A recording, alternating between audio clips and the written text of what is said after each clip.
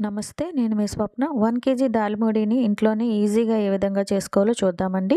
1 KG దాల్ముడి కొనాలంటే sweet షాప్‌లో చాలా కాస్ట్ ఉంటుంది. అదే ఇంట్లోనే సులువుగా చిన్న చిన్న టిప్స్‌తో ఏ విధంగా చేసుకోవాలో చూపిస్తాను. 1 కేజీ మసూర్ దాల్‌ని తొక్కతో ఉన్న మసూర్ దాల్‌ని తీసుకొని 4 గంటల పాటు నానబెట్టుకొని నీరన్నింటిని వంచేసిన తర్వాత ఫ్యాన్ కింద ఆరబెట్టుకోవాలి. నానబెట్టుకున్నప్పుడు మనం ఎంత పొడిగా ఉందో ఆరిన తర్వాత కూడా అంతే పొడిగా ఉండాలి.